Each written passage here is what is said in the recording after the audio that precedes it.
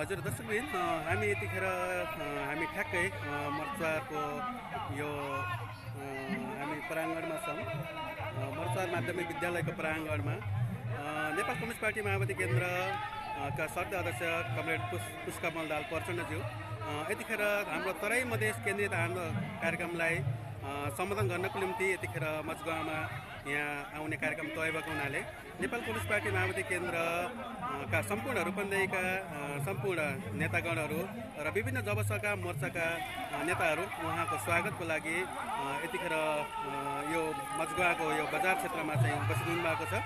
हामी देख्न सक्छौँ सम्पूर्ण नेता कमरेडहरू यतिखेर सबै उहाँको सदस्य अध्यक्षको स्वागतको निम्ति सबै हातमा फुलका गुच्छाहरू र पुष्पमालाहरू लिएर उहाँको स्वागतको निम्ति उपस्थित भइरहनु भएको छ।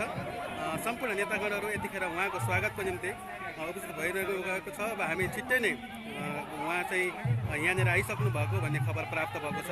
तसर्थ उहाँको स्वागतको निम्ति नेपाल कम्युनिस्ट पार्टी माओवादी केन्द्र रूपन्देही जिल्ला सिङ्गो पार्टी पङ्क्ति र जबसका मोर्चाहरू यतिखेर उहाँको स्वागतको निम्ति तयारी अवस्थामा भएको हामीले जानकारी प्राप्त गरेका छौँ।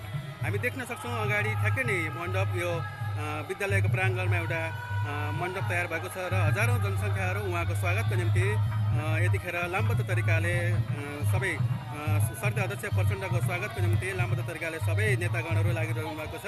सिङ्गो पार्टी रूपन्देही पार्टी पङ्क्ति तराई मधेस जागरण अभियानलाई सफल पार्नको निम्ति यतिखेर सम्पूर्ण पार्टी पङ्क्ति विशेष गरेर केन्द्रीय अभियानलाई सार्थकता तुल्याउनको निम्ति यतिखेर सम्पूर्ण जबसका मोर्चादेखि सिङ्गो पार्टी पङ्क्ति उहाँको यो पार्टीको नीतिलाई अवलम्बन गरेर उहाँको स्वागतको निम्ति यतिखेर ठ्याक्कै लामबद्ध तरिकाले यो विद्यालयको प्राङ्गणमा उपस्थित हुनुभएको छ।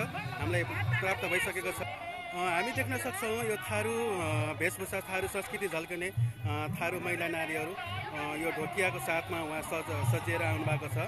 सदस्य अध्यक्ष प्रचण्डको स्वागतको निम्ति उहाँहरू यतिखेर लामबद्ध तरिकाले यहाँ चाहिँ यस प्राङ्गणमा उपस्थित भएको हामी देख्न सक्छौँ।